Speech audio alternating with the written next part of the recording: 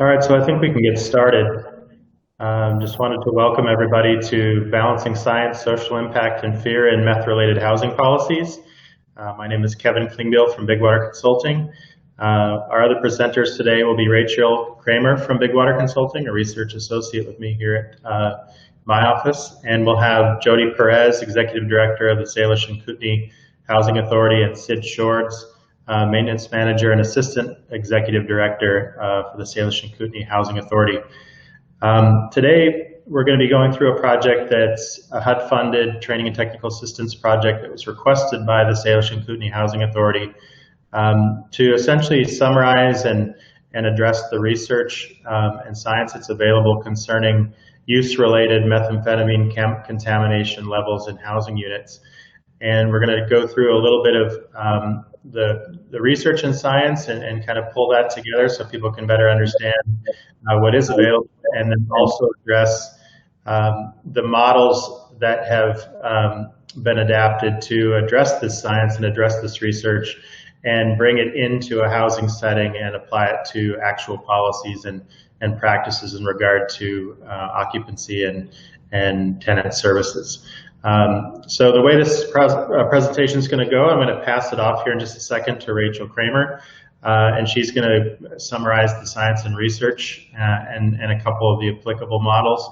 And then we'll move to the staff of the Salish Kootenai Housing Authority to describe their experience, their response to the science and research that Rachel's presenting here today, and then what they've done in terms of their policy revision in light of this new information. I will say that some research had been done by the Housing Authority in advance of this project, so this was just adding a layer of new information that helped guide their policy revision, and will allow Jody to describe kind of the history of this issue within the Housing Authority, and then Sid as well to talk about the practice and the implementation of that policy as well. So I'll pass it off to Rachel now, and she'll take most of the rest of the science part of the presentation.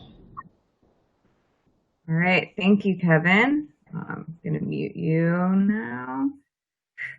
So as Kevin said, I'm going to be kind of going over some of the science and research behind most of the standards that exist for meth contamination. And I'm going to go rather quickly through some of the science just because we don't have endless time, but I'm open to questions at the end. And then, even if I kind of speed through some of it, it'll be in the slides. So jumping in, as many of you may be aware, there is no legally enforceable federal standard in the US. There aren't any suggested or voluntary quantitative or specific standards or limits either. The EPA did publish a voluntary guideline for cleaning up meth labs in 2013, although as the title suggests, that is for former meth labs, and it does not set, establish, or promote any quantitative cleanup standards. But it does note that most state remediation standards, as I'll show you in the next slide, are based on analytical detection limits and are not health-based standards. So that's what we would refer to as a technology-based cleanup standard. So looking at what state standards there are. As you can see, many states do not have any standards. And then they range from Alaska is the lowest with 0.01, and the units of measure here are micrograms, that's 1,000th of a milligram, micrograms per 100 square centimeter. That's usually a white sample. And they kind of go all the way up. And I'll go over some of the scientific basis for some of these, but it is important to note that pretty much all of these standards pertain to manufacture of methamphetamine, so contamination from labs, and do not mention use. The exception to that is Minnesota, which has a separate standard for meth production than it does for meth use. And I put Montana in red because That's where the Salish Kootenai Housing Authority is located. And looking at other countries, the main available literature for remediation standards in other countries come from New Zealand and Australia, and these are particularly of interest because both of these countries based their standards on science done in the United States, but they kind of apply that science very differently. And I'll go a little bit deeper into New Zealand, but I am going to go over the two studies that are the basis for a lot of the US standards as well as the standards for these two countries. So what is that science? So we're going to talk a lot about standards being for manufacture and not mentioning use, but what is the difference between contamination from manufacture versus use? So with manufacture, there are numerous methods for producing methamphetamine. Most of those methods produce a lot of dangerous byproduct chemicals as well as release a lot of methamphetamine. The EPA has a list of 75 different known byproduct chemicals. A lot of those chemicals are labeled by the EPA as hazardous, and those are chemicals produced if the meth was cooked correctly. There could be any number of byproduct chemicals from chemistry gone wrong. And so because it's difficult to test for every individual possible chemical in a lab environment, usually meth levels are used as indicators of the potential levels of these other byproduct chemicals. So when we're talking about meth levels, we're also talking about the levels of these other chemicals. From when we're talking about contamination from use, the risk is from the meth itself, which is usually but not necessarily at lower levels than contamination from manufacture. And most of the standards, as I'll kind of repeat over and over again, are written to address contamination from manufacture. There is not much existing literature on health effects from meth contamination from either manufacture or use. There's certainly no randomized control trial research looking at the effects of contamination from either, and that's kind of the preferred type of scientific research to base a standard on. There's plenty of anecdotal evidence of harms from residing in former meth labs, but it's unknown if those health effects are from the meth or the byproduct chemicals or some sort of combination of the two. And we know that anecdotal reports of health effects from contamination from use exist, but prior to this year, there was nothing in the peer-reviewed literature. In August, there was a paper published in Australia that detailed 25 opportunistic case studies. Some of those were thought to be from use, but that was really just there was an absence of evidence of a lab. So you can't even prove that it was use. And for our purposes of establishing specific levels at which health effects may begin to occur, it's not very helpful. And it's not helpful in establishing what health outcomes are related to which types of contamination. So what science do we have available to set these standards? There are 4 basic categories: clinical trials for prescription methamphetamine when that was available, animal studies assessing long and short-term effects of meth.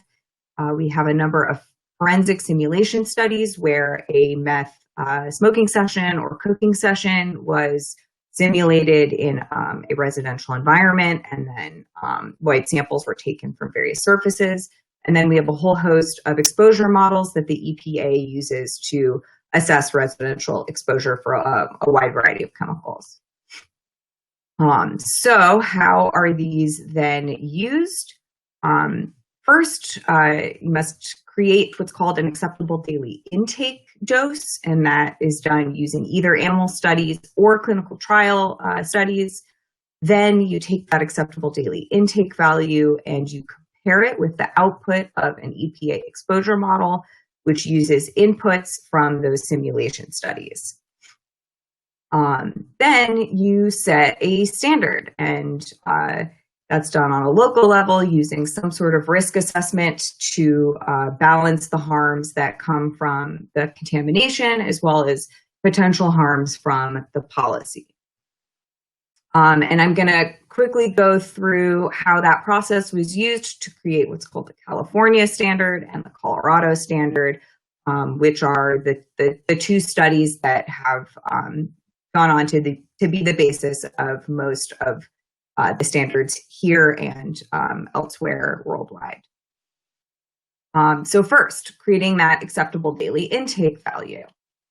There is a specific process outlined by the EPA for creating an acceptable daily intake, and an acceptable daily intake is commonly defined as the amount of a chemical to which a person can be exposed to on a daily basis over an extended period of time, usually a lifetime, without suffering deleterious effects, so negative health effects or negative effects. And that is created by taking the highest dose in an experiment where there was no adverse effect observed, and then dividing that by some sort of safety factor or uncertainty factor. But it is important to understand that that acceptable daily intake amount is not a hard cutoff for health or safety and should not be interpreted as such. Being under a daily intake dose does not guarantee safety, just as much as being over the daily intake dose does not mean that a person will get sick or is even at risk of suffering negative health effects. The acceptable daily intake is a soft estimate, and that comes with large bounds of uncertainty. So these are just guidelines, essentially. All right, so let's kind of go through that process for step one, creating that acceptable daily intake. California decided to use clinical trial research.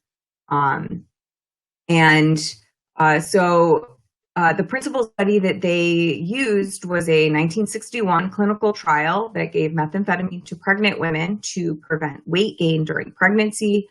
They also supported that with another study from the 60s that gave methamphetamine to children to prevent bedwetting, and also looked at some of the ADHD studies in the 90s and 2000s.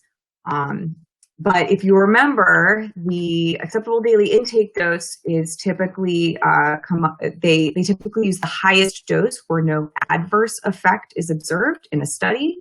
But what California decided to do is take the health protective position that any effect at all induced by the drug is considered an adverse effect. So this would be considered a toxicological rather than a health-based acceptable daily intake dose, because it's not trying to prevent unhealthy effects, but any effect at all. And so that lowest dose where any effect was observed was 0.08, and then they divided that by a safety factor of 300. So they used a number 300 times smaller than what was actually observed in the experiment to come up with an acceptable daily intake dose of 0.3, and the units of measure here are micrograms. It's 1,000th of a milligram, micrograms per kilogram of body weight per day. And this is for an infant. Infants are considered the most sensitive population when it comes to meth contamination. Colorado decided to use animal studies to create their acceptable daily intake. Because they were looking at negative health effects, it is considered a health-based acceptable daily intake. And they used 15 different animal studies that looked at long and short-term effects of methamphetamine. And because there were so many studies and they were animal studies, the Colorado study decided to use a range of doses for their acceptable daily intake. But for our purposes, to be conservative, we're really only looking at the lower end of that range. Colorado study also used a safety factor of 300, and that leaves them with an acceptable daily intake range of between 5 and 70, again, micrograms per kilogram of body weight per day. And this is also for infants. So kind of to summarize and compare these two acceptable daily intake doses, California was asking of their acceptable daily intake, what is the highest dose at which no effects will occur over the lifetime? So that's, again, a toxicological dose, and they ended up with 0.3. Colorado was asking, what is the lowest dose that negative health effects could start to show in sensitive populations? So it's a health-based dose, and that's why they ended up with a higher acceptable daily intake dose. Again, these are in lab environments. So step 2, now we take that acceptable daily intake dose and compare it to the output of an exposure model. I'm not going to go into the weeds in what went into these exposure models, but we take values from those simulation studies that look at the contamination on various surface types, how long an infant would be exposed to each surface type, how often they put their hands in their mouth. All of the inputs use very health protective values is kind of the main takeaway from the inputs to these models. And California ended up with a chosen cleanup standard of 1.5 micrograms per 100 square centimeters because the EPA model they used predicted that 99% of a population of infants would have a daily intake amount less than that acceptable daily intake dose of 0.3. Colorado did something very different. So Colorado had already put forth 3 proposed cleanup standards that were based on cost and testing feasibility. So these are technology-based standards. And they just wanted to make sure that these 3 standards would still be health protective.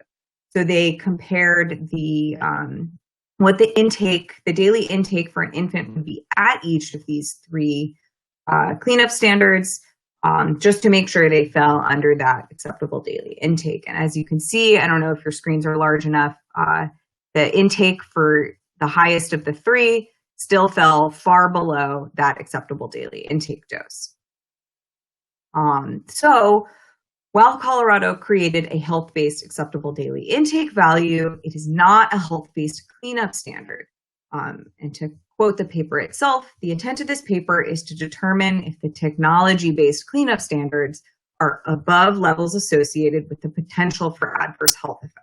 And they found that they were, so they chose the highest of the 3 proposed technology standards. So again, to summarize and compare, California was asking, what is the highest surface loading that will not exceed the acceptable daily intake value? And so even though they had a lower acceptable daily intake value, they ended up with a higher standard. Colorado, on the other hand, asked, do surface loadings from our 3 proposed technology-based cleanup standards exceed the that health-based acceptable daily intake value? So that's why even though they had a higher acceptable daily intake value, they ended up with a lower standard. And again, these were both intended for lab environments. So we did some outreach to a bunch of agencies to ask them which standards they implement and why, if they differentiate between use and manufacture, and if there is any in-progress work to update or create new standards to address meth contamination. This is a quick list of folks we reached out to, and in general, most of the contacts pointed us back to that EPA voluntary guideline document, which, as you may remember, does not actually have any specific quantitative cleanup standards. And in the absence of a cleanup standards, the agency contacts basically told us to defer to state or local standards. They all generally acknowledged the need for more comprehensive research and acknowledged that not having federal standards means that the burden of regulatory decision-making and enforcement falls to local jurisdictions, which sometimes state, sometimes more localized than that. And none of those local jurisdictions have the funding to do research at the scale needed to come up with a more definitive standard. And unfortunately, there doesn't seem to be any research happening or funding for research to understand more about methamphetamine contamination. We reached out to public housing authorities because we know that tribal housing does a lot of testing and remediation, but do public housing authorities. And it seemed like some public housing authorities that we talked to did have their own meth contamination policies, but many did not and just deferred to local health authorities. If a public housing authority did have a remediation policy, it only pertained to labs. And when we asked if meth contamination was even an issue, most public housing authorities said it was not, although that doesn't necessarily mean that meth wasn't an issue. One of the public housing authorities we spoke with said that as a result of their meth contamination policy, folks started switching to injecting rather than smoking so that they wouldn't contaminate the unit. When we reached out to TDHEs, we found that pretty much across the board, everyone tested between every tenant and made tenant responsible for the cost of remediation. The remediation levels we saw for TDHEs ranged from a technology-based, so the lowest we saw was any positive on housing authority-owned equipment, up to that California standard of 1.5. You remember that California standard is meant for labs, and kind of across the board, labs are not as prevalent anymore, and contamination that housing authorities are seeing comes from use. A lot of the policies we saw did deviate from the state guidance in favor of training guidance about meth contamination or guidance from other tribal housing authorities. And it is important to acknowledge that the training and guidance for meth is typically provided by the remediation industry, which of course has a financial incentive for people to care about meth contamination. And most of the policies that we reviewed did not appear to differentiate between contamination from manufacture and contamination from use. So if you were paying attention to the dates of the California and Colorado standards, California was 2009, Colorado was 2007. It has, of course, been over a decade since both of those. And in that time, we have seen a huge shift in contamination from these small labs to just contamination from use. So there hasn't been any kind of update to those policies, but New Zealand has continued to work on this issue. So in 2016, Housing New Zealand, one of their public housing authorities, requested technical commentary and opinion from a toxicologist, essentially asking if their existing cleanup guidelines, which were 1.5 and pertained to labs, they were using the California standard, if that was still sufficient, because Housing New Zealand was looking for a health-based cleanup guideline. And Dr. Kim, who noted that the California guideline is meant for labs and is not health-based, basically kind of returned to the Colorado study, which, if you remember, they do have a health-based acceptable daily intake, but did not create a health-based standard. So Dr. Kim essentially finished their math. And as you can see here, Colorado was using a linear exposure model. So if you double the surface loading, you also double the daily intake. And so he asked, well, what is the highest surface loading that will not exceed Colorado's health-based acceptable daily intake by their own numbers? And he came up with 12.5 would sit right at the bottom of that of that range. And after that, in 2018, New Zealand's chief science advisor put out a report on meth contamination in residential spaces to address the need for a possible update. Because as we've kind of seen across the board, there's been a shift from small labs to just contamination from use. And the previous guidelines only addressed manufacturer contamination.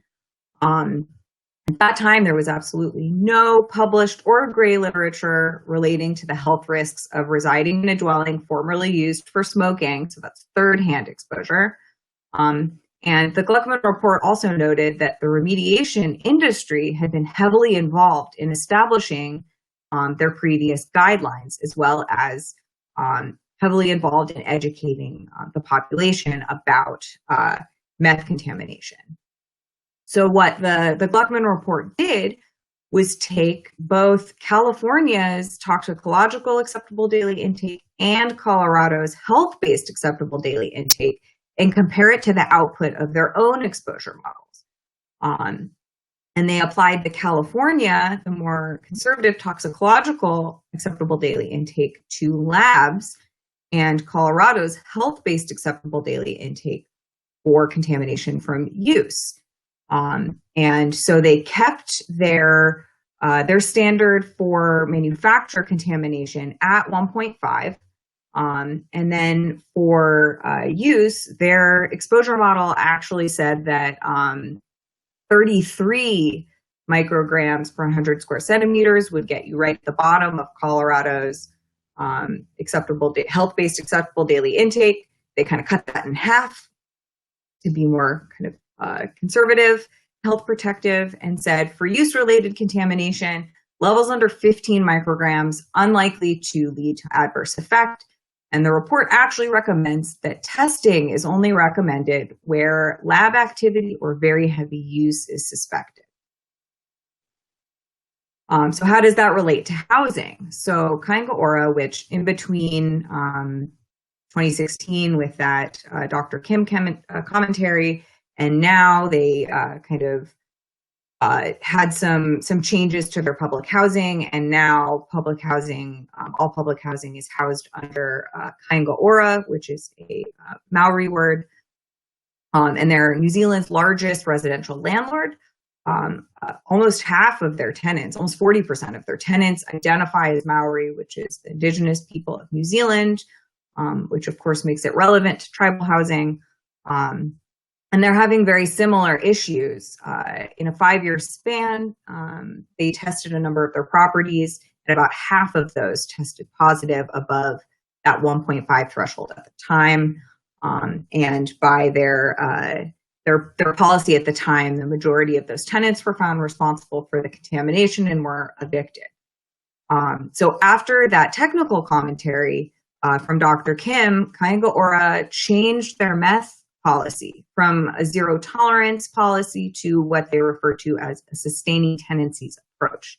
And then after the release of the Gluckman report, that chief science advisor report, they adopted the new recommended levels of 15 for use and 1.5 for labs, acknowledged that their zero tolerance approach had caused hardship and adverse outcomes to their tenants. They no longer terminate tenancies for contamination from use. That is now considered a drug addiction issue. So that's kind of what has been happening in New Zealand. I'm going to quickly summarize everything that I went over and then pass it off to Jody and Sid. So in summary, fortunately, there's an absence of conclusive scientific evidence of known harms of third-hand exposure, so exposure to contamination from use. There's also an absence of agreed upon testing and remediation standards across the board, both here in the States and globally. So responsibility falls to local jurisdictions to sift through the existing research and to conduct their own risk assessment processes. I'm going to skip the scientific process. You can go back and look at it after. To summarize the standards, again, these standards represent soft estimates, not definitive safety cutoffs. The California standard is meant to prevent any effect of methamphetamine contamination from labs over a lifetime, whereas the Colorado study had an acceptable daily intake meant to prevent unhealthy effects in sensitive populations, but the state standard is technology-based. Both of these studies are scientifically defensible. They use the same EPA guidance in their processes. They both use the most conservative values available and have large safety buffers, but the inputs and the outputs are not conclusive. Again, these are soft estimates. And ideally, all of these science-based standards come from randomized control trial research, like those clinical trials and the animal studies, but very few of those exist. And while that science has been used to create standards from labs, it is reasonable to use the same science to create separate standards for use-related contamination when you're not dealing with those byproduct chemicals. So, for example, like what New Zealand did, they used Colorado's health-based acceptable daily intake value to create their standard for contamination from use, and they used California's toxicological, that more conservative acceptable daily intake value from contamination from manufacture. And we noticed that the US standards really only represent one side of that balancing of harms. So they represent harm reduction for the effects of methamphetamine, and usually only former lab sites where, again, those meth levels are used as indicators of other dangerous chemicals. But this is a quote from the EPA itself, that acceptable daily intake is only one factor in a risk management decision. And there needs to be this balancing of harms, both from the possible harms from the methamphetamine as well as harms that could come from the policy. So with that, I'm going to pass it off to Jody and Sid, who can talk about their experience with the meth policy and proposed policy revisions in progress. And I'll be here to answer questions about this science section of the presentation. I'm muted. Oh, there. I guess I want to do like the key takeaways for me are we are using a meth lab standard for third-hand meth contamination. A really big question mark in my mind is why are we spending millions of dollars when the resources we're using we're not even for third-hand meth. So I don't mean to put Sid on the spot, but did you want to share a little bit about the history of how we got here first, Sid, and then I'll share my opinion. Sure. So in the early 2000s, we actually did have a few labs up in this area, and those were remediated down to the state standard. And then since then, we haven't seen a whole lot of use, I guess, or labs. And then in 2014, we actually had a future tenant that was supposed to go into a unit come in and tell us that they didn't want to move into this home because everybody in the area knew it was a former meth house and they didn't want to, expose their children to it. So at the time, we had no plan for any of this. We contacted a local inspector that would come in, and he actually did the testing for us. The house came back very high. And then as it worked out, he was also a remediation contractor, so he wrote up the bid to have it remediated, which we basically gutted the entire interior of the home and then had to pay to get it all put back together, which, cost us probably close to $50,000 to have all this done. And it displaced that person from that home. We had to find them a new home because they couldn't live in that one. It was basically destroyed. So from there, we picked up real quick that you don't want the guy testing that's also doing the remediating. So we got our inspectors certified to do the testing through the state of Montana. And then we actually wrote up our own scope of work to have the remediation companies come in and remediate. And that worked okay. It's still very expensive. And we were going off of the state guidelines, which in Montana is a 0.1. So then we kind of put everything on hold. that's when we started doing a lot of the research. We found the California and the Colorado standards. We wrote policies to mirror a lot of those and a lot of what they came up with. And what that did is once we bumped our level up to 1.5, there was probably 40% of the homes that we had on hold that were actually released because they fell below our meth standards at that time. So it opened up a lot of homes for people to move into. So since then, we keeping the 1.5 level, we're still seeing probably 43% of our homes are still coming in positive. And then all those costs are being passed on to the tenant once we've got a baseline date. So we test on every move out. And if the home is positive, but it hasn't been tested prior, then the charges are not passed on to the tenant. If it did have a baseline date prior, then all the charges associated with that go to the tenant. And initially, when we came up with that, it was to basically say, well, you guys wrecked this house. Now you have this huge bill. You're not going to be able to get back into a house to destroy another one. But what we've done since then is we're creating a homeless population now. The people that owe us a considerable accounts receivable, they cannot get into a unit until that's paid in full by our policy. And, essentially we're creating another problem. So now we have meth houses and we have a homeless issue. So I started researching. I came up with a lot of the same stuff that Rachel did, except she explains it way better than I do.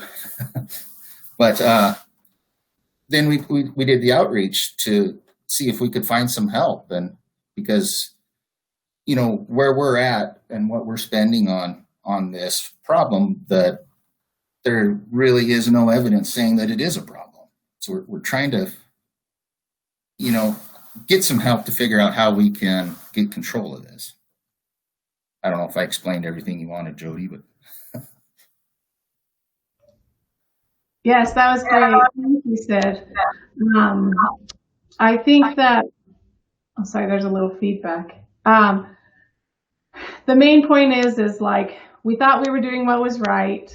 And Sid got more specialized in the meth testing. We've started doing it ourselves. We're having a clearance test coming and out of Butte and charging $1,000 a unit. And it added up to a very expensive amount.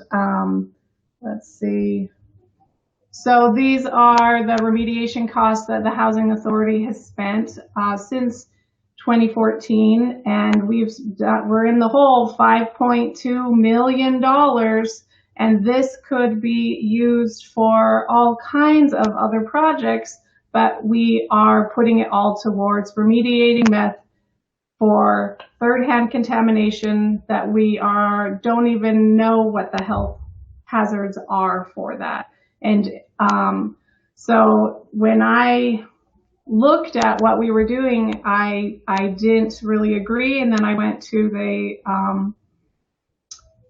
what's that one in Denver? Crime Prevention Summit. And when I was listening to some of the presentations that were being presented by remediation companies, I saw a lot of scare tactics being used, saying you need to protect your elders, you need to protect your young people, and all of their statistics were based off of labs, but we are not talking about labs.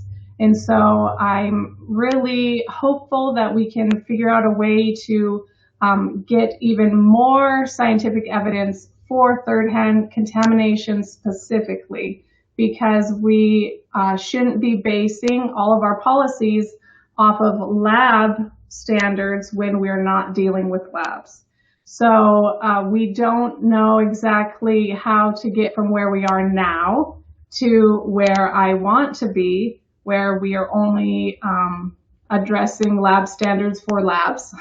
But I have high hopes that Joanna, Donahue, and Rachel and Kevin will be able to help us navigate so we can do this in a good way.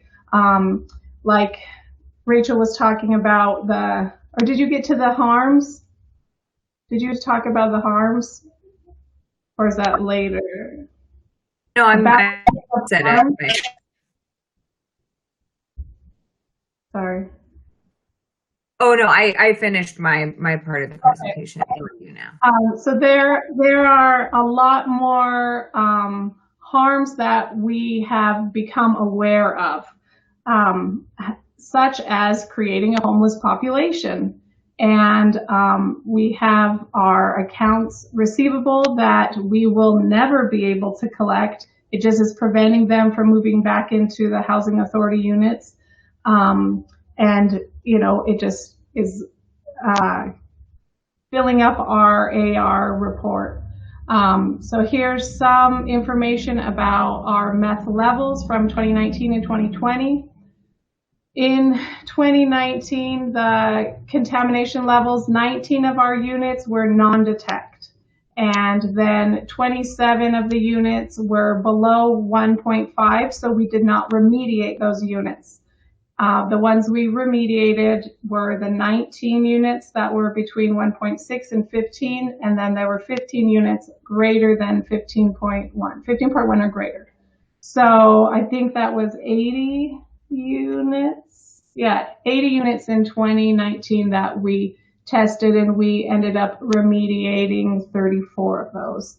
And the cost associated was back here, $412,000. So then in 2020, this has been a crazy year with COVID and everything. We have had only 44 units that we've tested this year. People aren't moving like they were last year. And we had 16 of them at 0 or non-detect. We had 17 below our mediation requirement. And so we remediated 4 units that were between 1.6 and 15 and 7 units that were above 15. So I am hoping that we could, at least as a step 1, increase our levels to 15. If we were to do that, we would only need to remediate. It would have been 11 units this year. And the cost of that, this year we've spent $365,000. So it would significantly decrease the financial burden on the housing authority. And then here's a little chart of our contamination levels. I remember when it seems like we thought 20 was high. We were like, oh, that one's really hot. We've already, like, our highest this year was 170 micrograms. That is getting hotter. It would be interesting to see what an actual lab was, just for comparison. I wish there was more information on what that actually represents. Does that represent, someone smoking meth on a weekly basis for 3 years, or like how many smokes is that? There's just not enough information.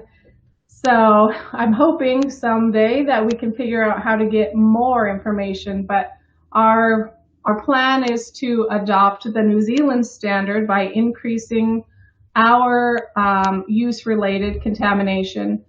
And we're working on that. So let's see. I guess that's all. Are we able to take questions? Yeah, we've got, I think, about 15 minutes for questions. And folks can enter those in the chat, I believe, and see if anyone has anything. We don't have anything as of yet. I guess the main point I wanted to have everyone know is that we are using the meth lab standard for third-hand contamination, and they are not the same thing. And that to make informed decisions, we need more research, and I really want to get there. We do have one question here. and the question is, are you looking to add drug rehab services for tenants instead of evicting? Yes. So with our tribe, we got some of the CARES funding, CARES Relief Act funding, and we had been tasked to address the homelessness issue. When COVID hit, there were almost on a daily basis, our tribal members reaching out to our tribal council saying, I can't shelter in place, I have no shelter, I need to shelter in place, I need to, protect myself. There's no running water if they're living in their cars. And so the homelessness problem that was already existing seemed to compound. And so the tribe had already established this homelessness task force. And we got together probably last December or so, we started meeting. And at first it was just our tribal lands department, because they have 3 emergency homes, the housing authority. We have a transitional center that has 19 emergency units. And then our Department of Human Resources and Development. And they provide assistance like hotel vouchers for homeless. And so they, the council told us, figure this out. We need to, figure out how to help these homeless individuals. And then we brought in the tribal health department, and then we brought in the defender's office, and then we brought in economic development. And so it just grew and grew and grew, and we had this committee. And so when the COVID funding came, they said, okay, address homelessness, because COVID was really exposing that vulnerability within our population. And we looked at building apartments like for supportive housing so that you could deal with the root causes of the issues. We tried purchasing hotels. We were able to purchase one 15-unit hotel with a caretaker unit. We've converted one of those bedrooms into an office space, and starting 1/1, there will be the very first supportive housing project for the Confederated Salish and Kootenai tribes. It will be operated by our Tribal Defender's Office, and their clients will have preference to live there, but it will address homelessness and be a place for homeless people to shelter from COVID. So I'm super excited about that. This is going to be like a pilot project, and that will be, dealing with the root causes of homelessness. And drug addiction, unfortunately, usually plays a role in that. Once we get over this hurdle with the CARES funding, it's like all hands on deck to get everything done by 12/30. We are looking at a wellness center. So I'm the coordinator for the homelessness task force, and we're like extra busy now. So we've already decided that we need to take a better look at addressing the problem. And almost every conversation goes back to substance abuse disorder and mental health. So we are hoping that we can create a wellness center that will be tribally ran, culturally relevant, to address the root causes. And ideally, it would be wonderful if we have an inpatient and an outpatient side, so we can address everything. But we have to figure out the funding. We have to figure out who's going to run it. There's like a lot of questions in it, but it is something we're ready to tackle.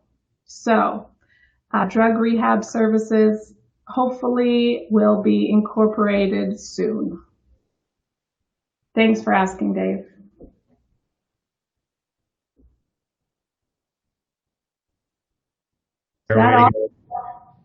Way to go, Salish and Kootenai, for your foresight on homelessness.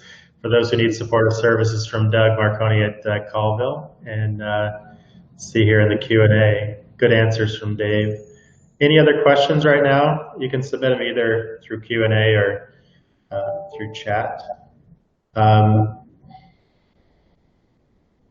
I will mention that, that we'll be putting this together in a report that I believe will be, shared widely as well. It will include this as a case study, but also summarize the research that that we've presented here today that Rachel covered. And also a question maybe for the audience too is, would you guys benefit from a more collaborative kind of discussion of this issue, and not just the science, but the balancing of harms within housing authorities?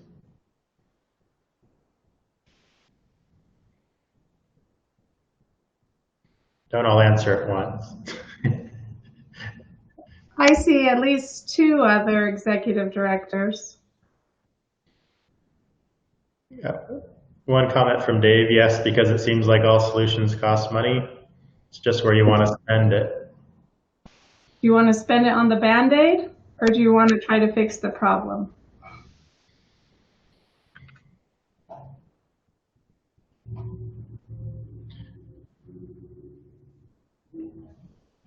And we have had some discussions. Folks in the Northern Plains probably recall that we did a preliminary survey on this subject, just trying to gather some initial information and cost information about, how much the different housing authorities were incurring in costs for meth remediation, but also what they saw as needs or solutions. And it definitely seemed like there was a concentration of housing entities that really wanted more inter-tribal discussion of this issue, and sort of best practices and solutions. And then also, more research like this, because they felt like they needed more support and buy-in from their leadership, tribal leadership and their communities, and they wanted better information to backstop their policies. And I think Dave's point here too is one that we all agree with, that breaking the addiction cycle is the long-term permanent solution here. It's not chasing the problem from unit to unit. And I think that's something that Jody mentioned and Sid has mentioned many times in our discussions. Another question here we have is they're interested in expanding advocacy efforts for more meth remediation dollars to include more funding for research. So it's an interesting question. There's been advocacy for meth remediation funding to do the meth remediation. I think Joanna's question is, some more dollars also to include more funding for research on this subject. Did I capture that right, Joanna?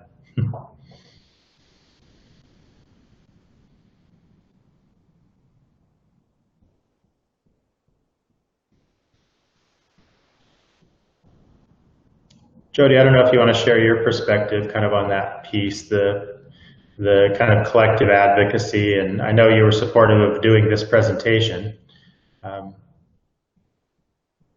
Yeah, my biggest desire of sharing this information is because there's so much misinformation out there. There's, even I've had other tribal departments call me and say, it was reported that one of my employees has smoked meth in the office, and I'm going to shut down the office. What do I do?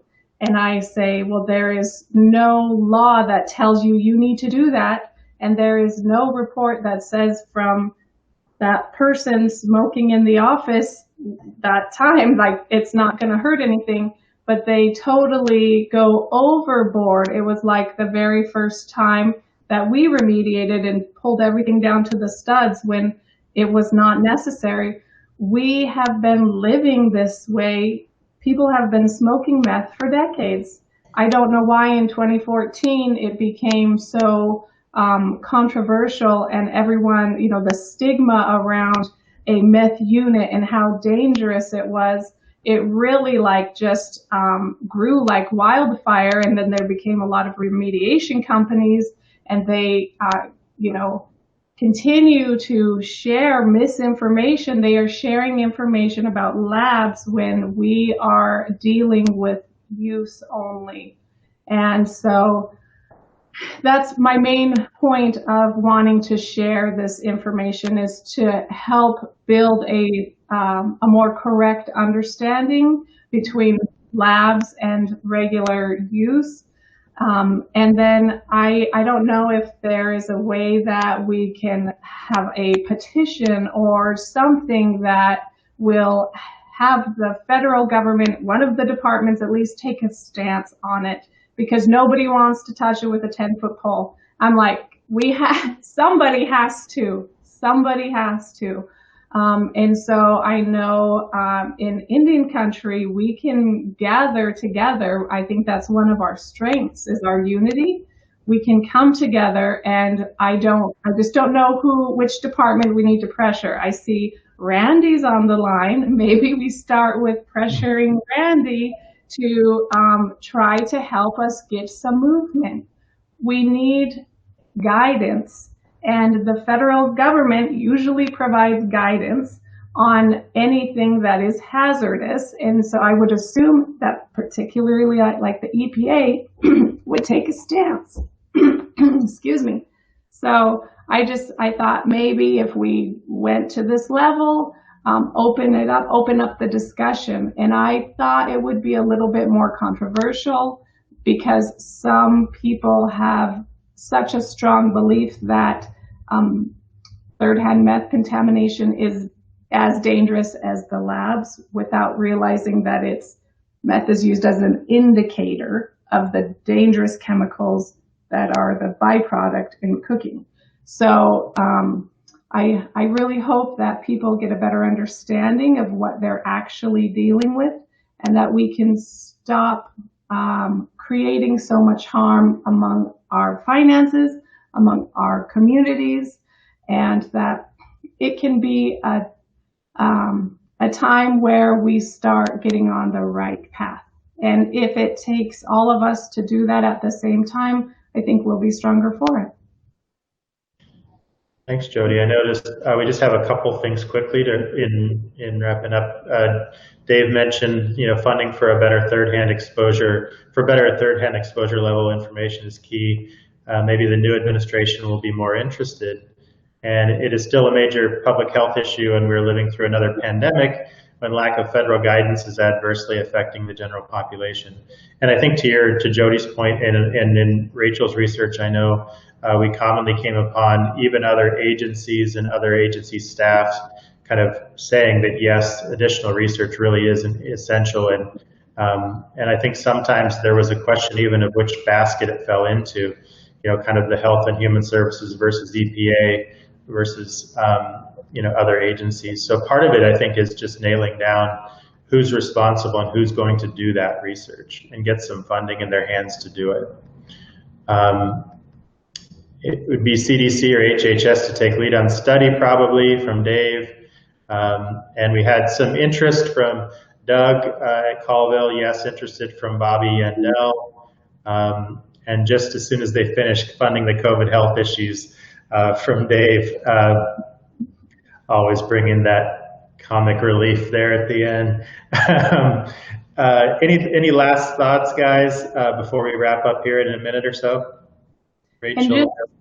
And so you guys know, like I have even told Kevin and Rachel, I am willing to be the guinea pig. That's how confident I am. I have lived in these units in my youth. I will live in these units again. I'm sure it's the same amount of meth as the first time around. But Kevin said no one's going to care if a lady in Montana is living in a meth unit. But I'm willing. Like I need the research. And so I'll just put that out there. For the record, we care, Jody. No, you said. But thank you, everybody. I think we're running out of time. I know Denise gave me the cue here just a few minutes ago, but you can certainly reach out to us and to Jody and Sid with any feedback, follow-up, or comments. And we appreciate you guys participating in this session. Thanks a lot.